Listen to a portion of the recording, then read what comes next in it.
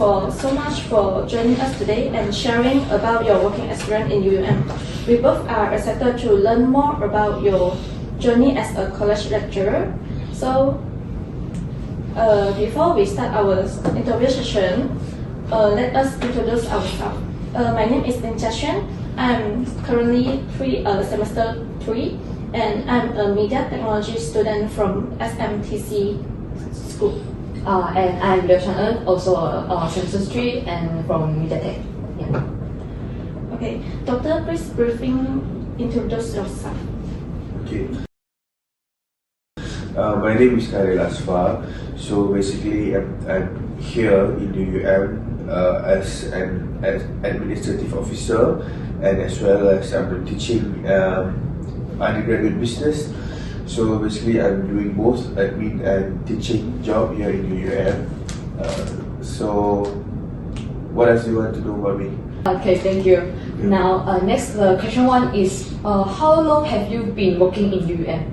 Okay, so for now, 2024 will be my 6 years working here in the UM. 6 years. And except from the teaching undergraduate business, is just from curriculum or the program core? For now, I'm only focusing on the undergraduate business for curriculum, and focusing more on my administrative job for now.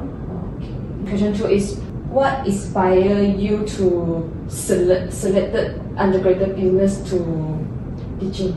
Okay, so basically, Why you choose this? Basically, because it is my educational background as well. I started my degree with international business course, and then I pursued my master's degree in international business as well, and currently I'm continuing with my PhD in management. So basically, the reason why I'm teaching that subject is because that is my part of my educational background and related to my job scope here in ICCUUM. Okay. And now the next question is, how would you describe the working culture in UM? Is that like a working culture between the co-worker? I understand. To summarize the working culture here in UM, I would say it is a bit, for me, it is from my perspective, it is a bit friendly environment, supportive environment, because previously I've worked in private sectors before. I would say my experience there was a bit competitive. The environment would be a bit competitive, of course, because we are targeting, we were challenging ourselves to achieve some targets, sales of the company. But now here, working as a government servant, I don't have that kind of pressure anymore, but in some way I would say it is much relaxed kind of environment, because of course, if you guys are working in the private sectors, you have to achieve certain targets, certain sales. If you are not achieving that, your position might be in danger. So I don't have that kind of pressure anymore, and I enjoy working here in administrative job, and I love teaching as well. So in the UUM environment is so friendly and handy for you. From my point of view, yes. Okay. The next question is, how would you describe your teaching style, and how has it evolved time by time? Okay, actually before I came here at UUM, I was a lecturer in a private college in Pulau Pinang. Yeah, my last position would be a lecturer in MSU Pulau Pinang. MSU Pulau Pinang. Before I came here at UUM. So at that time I was young, fresh graduated. So of course the passion of teaching has been in me for so long, but the skills of teaching improve from time to time. Yeah. So I think previously my teaching style would be more direct, or I would say not fun in a simpler way. In a simpler word, not as much as fun that I had now. So I think maybe because of at that time I was young, I don't have much experience, I don't have much stories to tell.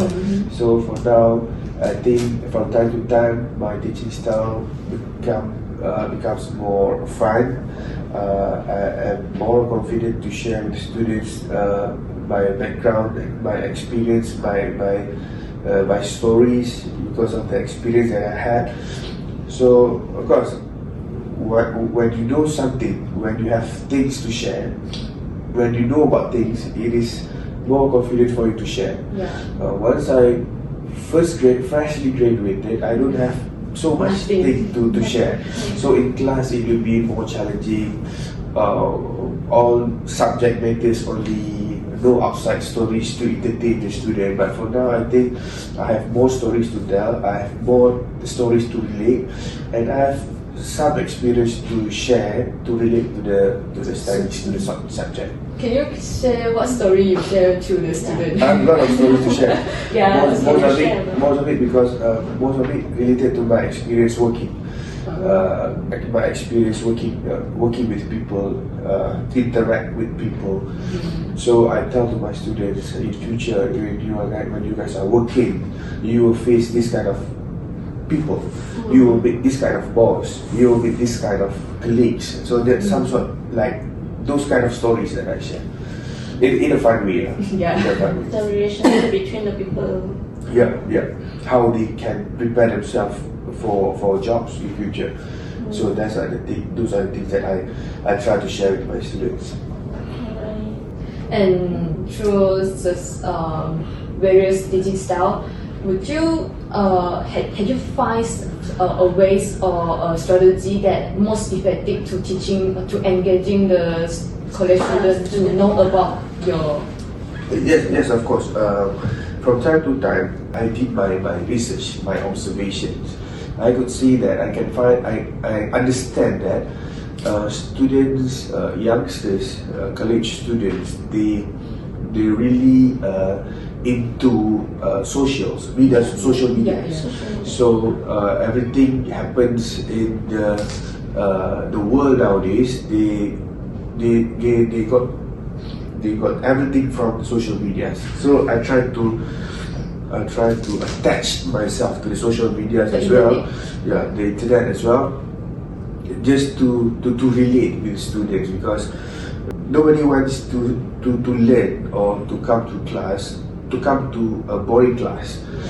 So from what I experienced, from what I have gone through, students focus more when you share some stories, what happens in socials compared to what really happens in the book. So I try to balance in my class. I try to balance between the subject, the content of the subjects, and the real world. So I try to balance both, because if I focus more on the books, on the contents, it might be boring. So I try to combine both books and the real world, things that happen in real life. Would you think the technology can be useful for the college student? Because we always use like ChatGPT ke, most AI tool ke, sebab total teaching undergraduate business. Yeah. So what the relation hubungannya antara mereka yang teknologi dengan business? I understand. For me myself, I love the technology. I would be more than happy if my students try to explore things related to technology that helps them in their studies. Some of the lecturers might not support the ideas of AI like ChatGPT, but for me myself, I love it. I encourage my students to use it, because for me those technologies is to help and to guide and to assist in some ways, in a positive ways if you are doing so. It could be negative ways, negative terms if you choose to have negative things to do. But if you use those technologies to help you, to purposely help you in your academic, I don't see it as a problem. I would say it is a very helpful thing to have technologies used from students by students nowadays. Yeah, you think the technology tools can improve their innovation, creative? Yeah. It is much easier to study now. Even me myself, I'm doing my PhD now. Currently, my ChatGPT, all those AIs are very helpful. They are using the ChatGPT. Most the technology can ganti manusia. No. For me, AI will not replace human, but they will replace humans' job in some way. AI cannot replace human for me myself. In some job, some position, we cannot have an AI to help. But in some jobs, some other jobs, yes, we can have AI. Let's say I'll give you an example. The simplest example is customer service. We cannot have AI to fully support the customer service roles because we are human and we usually we prefer more to have to be entertained by a human. So the tone is different from So AI can replace a human, but not all. Still, some students say, "Oh, I'm afraid in future AI will replace us. We're not going to have a job." Maybe some of the jobs, yes, but I still believe that there is still a lot of jobs that need to be done by human. Okay. The next question is, what's one of the biggest challenge when you face the problem in while working? As I mentioned, I have both experience teaching and administrative job as well, both. So I have different challenges. If I can share with you guys, in administrative job, the biggest challenge is the industry. I would say the industry, because my job particularly, we negotiate, we do business with industries outside UAM. So that's the biggest challenge for me because we are doing a business with other parties, industries outside of UAM. So in business, anything can happen. So many challenges, so many risks that we need to take. So that is one part of my job. Another part of my job, which is teaching, the biggest challenge would be the students themselves. Okay, because we have different kind of students, meaning we handle different kind of people. Some students, they were very supportive in class, they were very active in class, and some of the students, they do not have interest in the class. So that's the biggest challenge, to make sure everybody enjoys the class is the biggest challenge. And how did you overcome it? I try my best to entertain all, but I do believe I cannot do so. So I try my best to get as much as students' attention. If I have, let's say, 60 in the class, at least I get the attention of 50 students. I think is best for me. I try my best to get more attention from the students. I will do my best for that. And in terms of my administrative job, how to overcome the business challenge, the usual business challenge is just to be prepared, to prepare myself in terms of knowledge, be prepared in terms of how to handle industries, business partners, and so on. Be prepared. That's it. And as Dr. say, you have already teaching 6 years in UM. And is it have anyone, a student that make a memorable experience for you? Just like the student is smart and he or she is creative or innovative, and that can continue the business. From my experience teaching for undergraduate business, I would say the best memories for me from my students were not those students who get A's, having good business, having a nice job. No, I don't really. I do appreciate that. I do proud of them. But one thing that makes me feel good about myself, feel a bit happy to think about those moments is when my students are becoming a good person. That's it. That's my highest achievement in my students being a good person in life. So doesn't matter how they do in academics, how they do well in their jobs in future, but my biggest achievement, the best memories for me, if I can meet my students now, my ex-students, and I can see them becoming a good person In a good way. in a good way, Yeah. a good life, good family. I think that's the best prize for me. Yeah. Okay. So now, can you share what is your goals for your future teaching and research activity? Do you have any just to improve your improvement? Would you have any?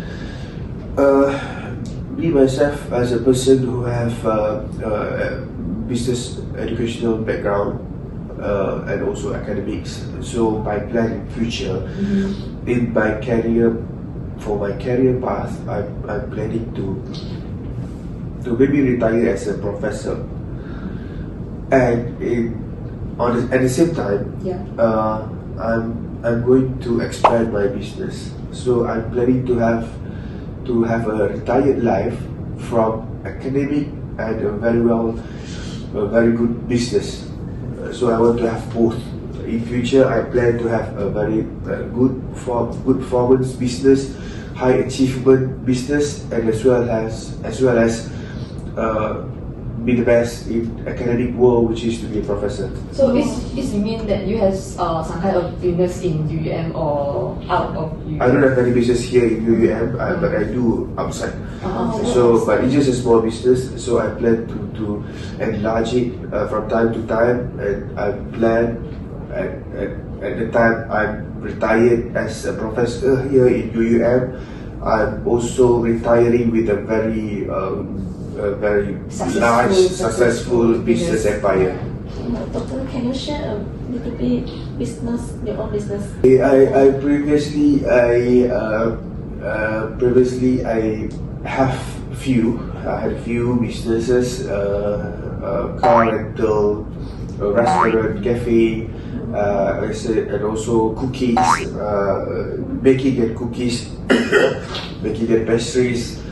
And so far, yeah, that's all. Very small business to start with.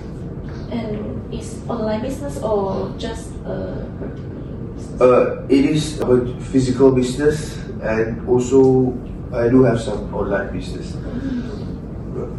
as a doctor? Can you give some entrepreneurship tips for the student?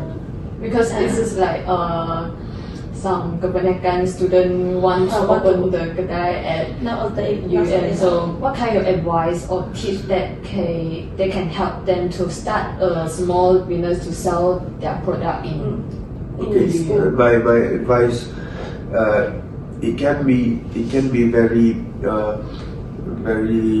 long advice. If you want to share an advice for a business, but I want to share a very simple one, which is very it can be related to any kind of businesses. My advice would be simple.